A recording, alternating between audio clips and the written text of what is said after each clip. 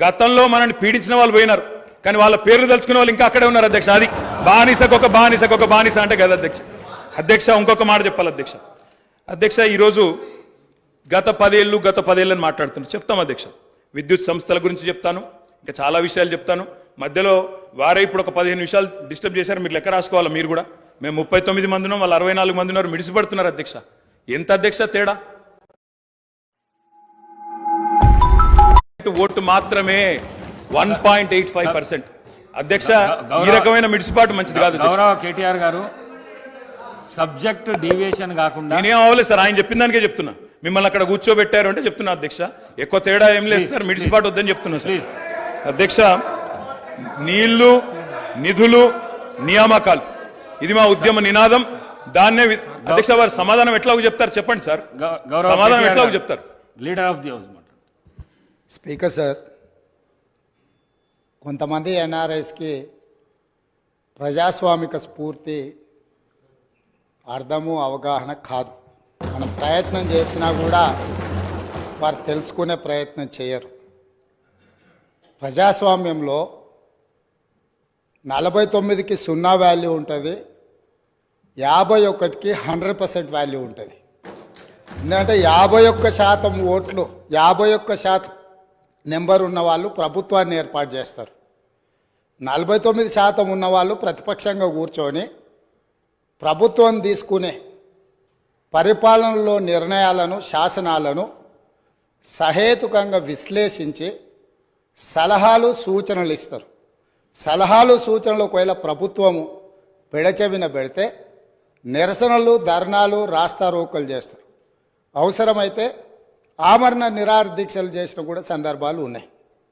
ఆ స్పిరిట్ను తీసుకోవాలి తప్ప వాళ్ళు 64 ఉన్నారు, మేము 39 మంది ఉన్నాం, మేము అచ్చోసిన ఆంబోతుల్లాగా ఉన్నాం, మేము పోడియంలోకి వచ్చి కుస్తీలు కొట్లాడతాం, ఈ రకమైన భాష వారి గౌరవానికి కానీ ఈ సభను నడిపించుకోవడానికి కానీ సహకరించదు. రెండవ అంశం, పదే గత పాలన గురించి, గత ప్రభుత్వాల గురించి మాట్లాడుతున్నాను. సరే, వారు ఏం మాట్లాడతారో మొత్తం విన్నాక రిప్లై చేద్దాం అనుకున్నాను. కాకపోతే నా రిప్లై కోసం వారు తహతహలాడుతున్నారు. గత పాలనలో యూత్ కాంగ్రెస్ వైస్ ప్రెసిడెంట్గా కల్వకుంట్ల చంద్రశేఖరరావుకు అవకాశం ఇచ్చిందే కాంగ్రెస్ పార్టీ. సింగిల్ విండో డైరెక్టర్గా ఎన్నికల్లో పోటీ చేయడానికి ఇస్తే కాంగ్రెస్ పార్టీ తరఫున నిలబడి ఓడిపోయిందే చంద్రశేఖరరావు. గత పాలనలో ఎంపీగా గెలిపించిందే కాంగ్రెస్ పార్టీ. గత పాలనలో షిప్పింగ్ మినిస్టర్ ఇచ్చిందే కాంగ్రెస్ పార్టీ. ఆ తర్వాత కార్మిక శాఖ మంత్రి ఇచ్చిందే కాంగ్రెస్ పార్టీ. అంతెందుకు ఇక్కడ సభ్యుడు ఉన్నాడు, వారు కూడా వారి కుటుంబ సభ్యులే. ఎమ్మెల్యే కాకుండానే మంత్రిని చేసి తర్వాత ఎమ్మెల్యేగా ఎన్నిక చేయడానికి సహకరించిందే కాంగ్రెస్ పార్టీ. ఈరోజు వాళ్ళు ఏ పేరైతే వినోద్ అనుకుంటున్నారో ఆ రాజశేఖర రెడ్డి గారే ఆ మంత్రివర్గంలోనే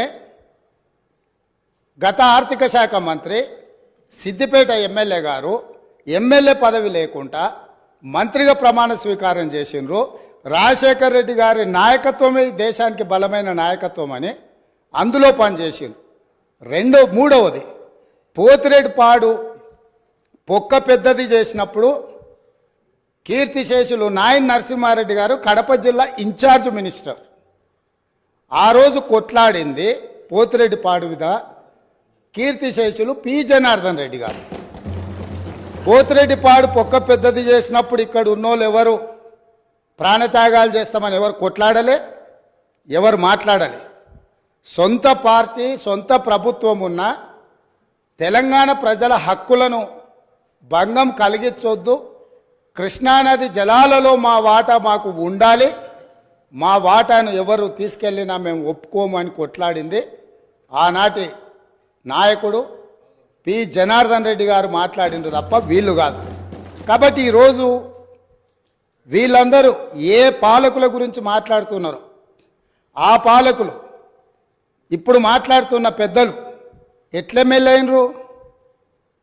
వాళ్ళ తండ్రి గారి గురువైన చంద్రబాబు నాయుడు గారి పార్టీతో పొత్తు పెట్టుకుంటే ఆ పార్టీ మద్దతుతో ఆ కండువ కప్పుకొని సిరిసిల్లలో కష్టపడి పనిచేసి నిర్మించుకున్న చీమలు పెట్టిన పుట్టలో పాములు దూరినట్టు కేకే మహేందర్ రెడ్డి అక్కడ పార్టీని నిర్మించుకొని తెలంగాణ ఉద్యమంలో పాల్గొని తెలంగాణ ఉద్యమంలో ముందు భాగం నుండి నిలబడి కొట్లాడితే ఎన్ఆర్ఐ అంటే నాన్ రిలయబుల్ ఇండియన్ కింద మేనేజ్మెంట్ కోటాలో ఇక్కడికి వచ్చి టికెట్ తీసుకొని అక్కడ ఆ కేకే మహేందర్ రెడ్డి గారిని అన్యాయం చేసి ఈరోజు ఇక్కడికి వచ్చిర్రు.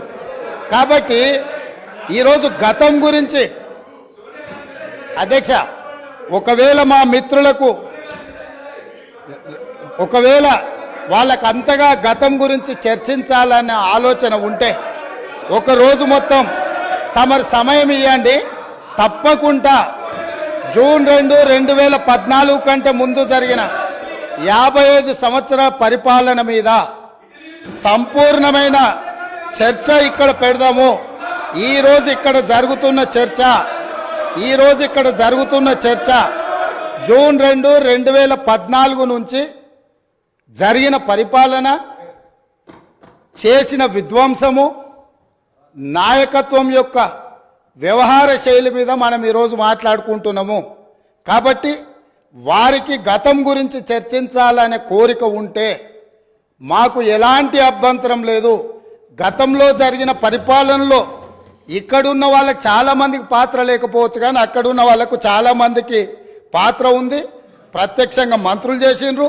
అక్కడున్న నాగేందర్ గారు, ఆ పక్కనున్న శ్రీనివాస్ యాదవ్ గారు, ఆ పక్కనున్న హరీష్ రావు గారు, అక్కడున్న కడియం శ్రీహరి గారు, ఆ పక్కనున్న పోచారం శ్రీనివాసరెడ్డి గారు, ఆ పక్కనున్న గంగుల కమలాకర్ గారు, అన్ని పేర్లు మొత్తం అన్ని లిస్టు చదువుతా. వీళ్ళందరూ కూడా ఈరోజు వారు ఏదైతే పాపాలు జరిగినాయి అంటుండ్రో ఆ పాపాలలో సంపూర్ణమైన భాగస్వామ్యం వాళ్ళదే ఉన్నది. వరంగల్ ప్రాంతంలో జరిగిన ఎన్కౌంటర్లకు ఎవరి కారణమని చర్చ ఉంది అధ్యక్ష? ఈరోజు వారే మాట్లాడుతున్నారు. ఏమని గవర్నర్ ప్రసంగంలో మొత్తం కాంగ్రెస్ పార్టీ మేనిఫెస్టోనే పొందుపరిచిండ్రని చాలా సీనియర్గా పనిచేసిండ్రు మంత్రులుగా.